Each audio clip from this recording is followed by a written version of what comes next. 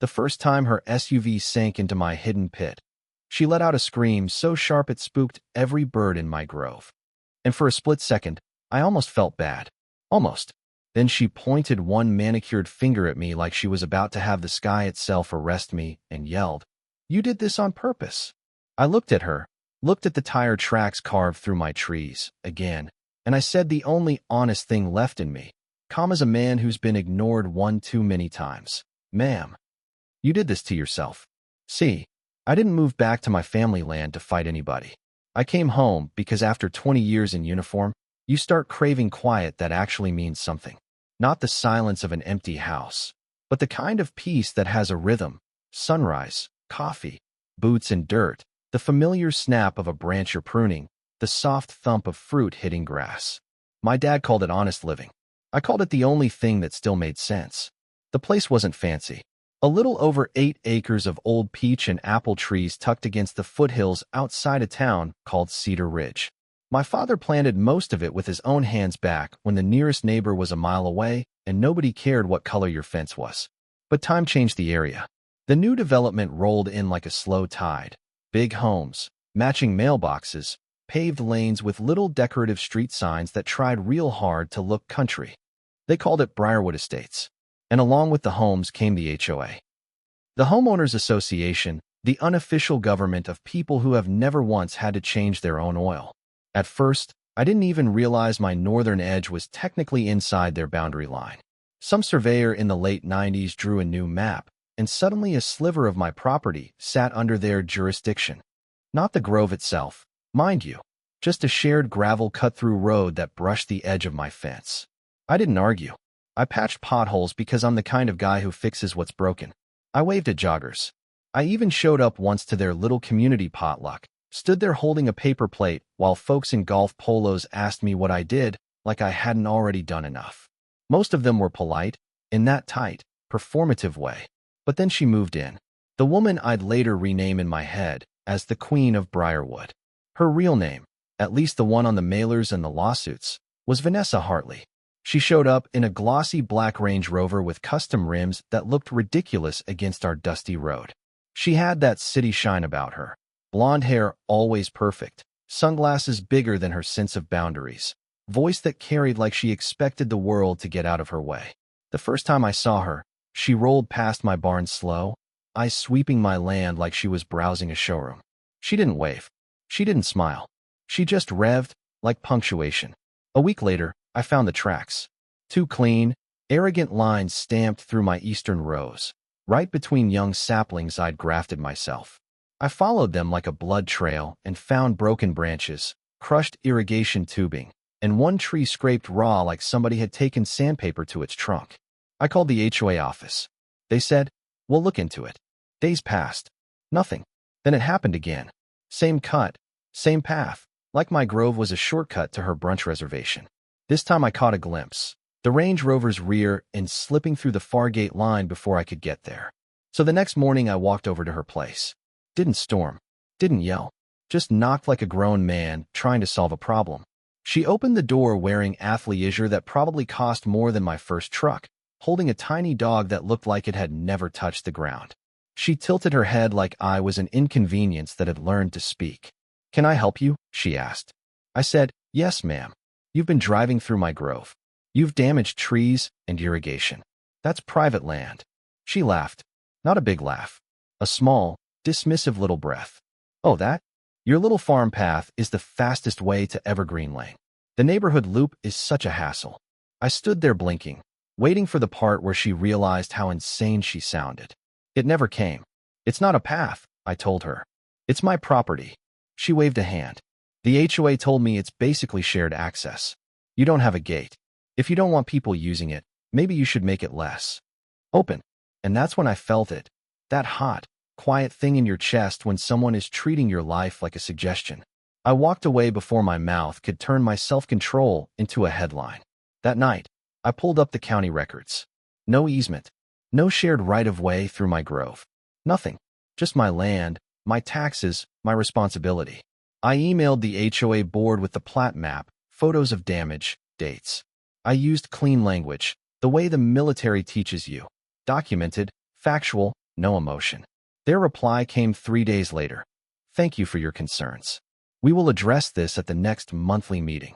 The next monthly meeting was almost 4 weeks away. For weeks. Like I was reporting a pothole in a community pool parking lot, not a woman driving a 2-ton vehicle through trees my family spent decades growing. I tried the nice solutions first. I put up signs. Big ones. Private property, no trespassing. I set them at the spots where her tracks always started. By noon, one was gone, and the other looked like it had been clipped by a bumper on purpose. I called again. The HOA receptionist, sweet voice, dead eyes over the phone, said, "If it's not HOA land, it's a civil matter. We recommend you install a gate." A gate? On 8 acres of land that had been open and respected for 40 years. That's when I realized they weren't going to protect my property. They were going to protect her convenience. And the thing about being underestimated is it can make you dangerous in a way bullies never see coming. I didn't want revenge. I didn't want anyone hurt. I wanted a boundary that didn't require their permission. So I did what I always do when I'm cornered. I went to the rules, but the real rules. County rules. Soil conservation rules. Drainage rules. I learned that my lower east section had always been prone to runoff after spring rains, and there was a perfectly legal remedy, a permitted drainage swale. Not a trap, not a gotcha, a real, documented, county-approved feature to protect soil and root systems. So I applied. Quietly, cleanly. When the permit came back approved, I built it like a man who knows inspectors exist and paperwork matters. I marked the area. I placed visible stakes. I posted the permit copy where it could be seen. I wasn't hiding anything. What I was doing was drawing a line in the only language entitled people respect: consequence. 3 mornings later, just after dawn, I heard that engine again. Low, smooth, smug. The Range Rover came off the gravel edge and cut into my grove like she owned it, tires tossing wet grass.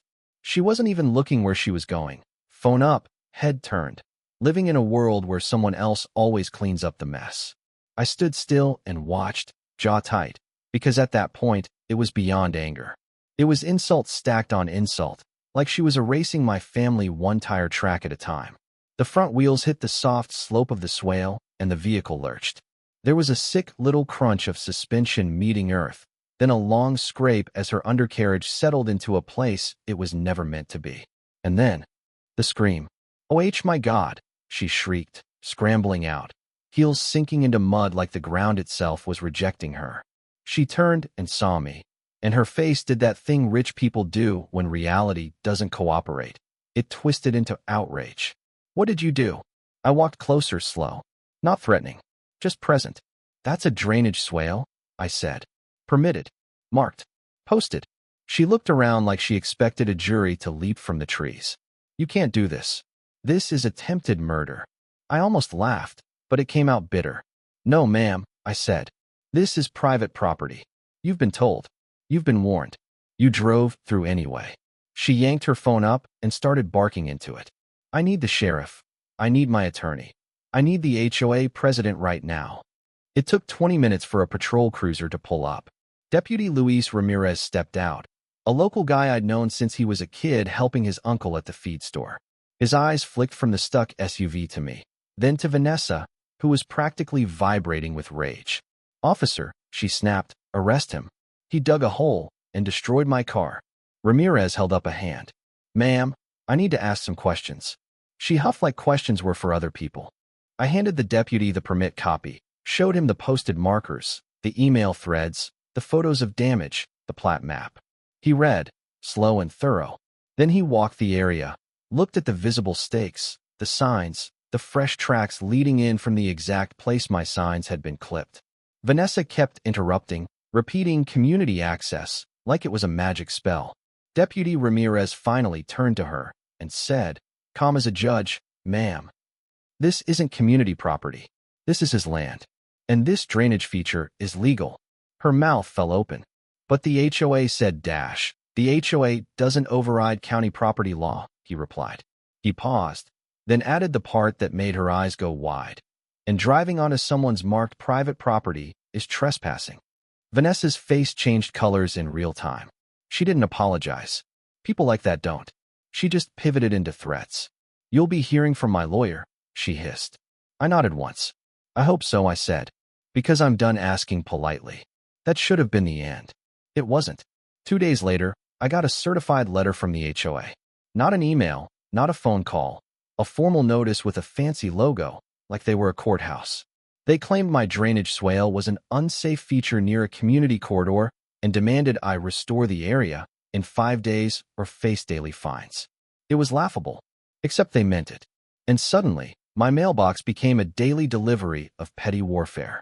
Complaints about my unsightly equipment, my non-compliant fencing, my barn paint being incompatible with neighborhood aesthetics, stuff that had been there longer than half those houses. Vanessa couldn't win on facts, so she tried to win on exhaustion. And for a minute, I felt it. The weight of fighting a machine designed to grind down anyone who doesn't fit their picture.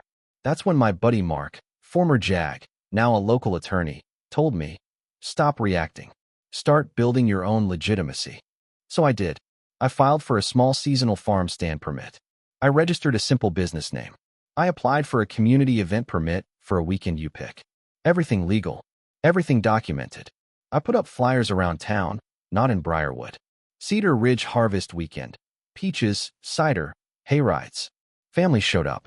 Kids laughed between rows. Older couples took pictures and asked about my dad. A local reporter did a quick feature, Veteran Restores Family Grove. The more people stepped onto my land with respect, the harder it got for the HOA to paint me as some dangerous recluse. Vanessa watched from behind her iron fence like she'd swallowed a lemon.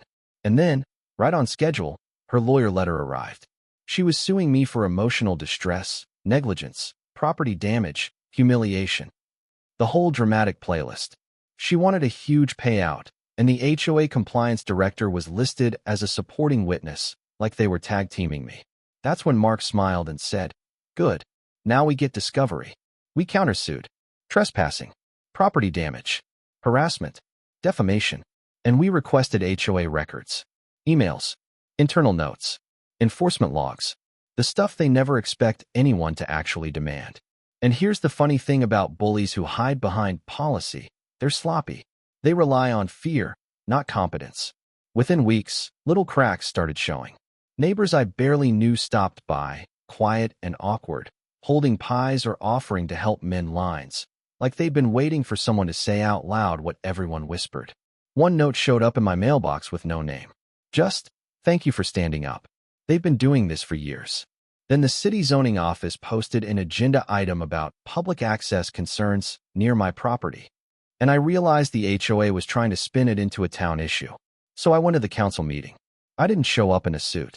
I showed up in boots, with a folder of evidence and the patience of a man who's carried heavier things than other people's opinions. I told them the truth about the repeated trespass, the damages, the ignored complaints, the legal drainage permit, the sheriff's report, the HOA fines that came after their board member got stuck trespassing. Then I did something I didn't expect to do. I looked at the room and said, "This isn't just about me. It's about what happens when a private club starts acting like a government." People shifted. Heads nodded. A teacher who'd brought her class to my harvest weekend stood up and spoke.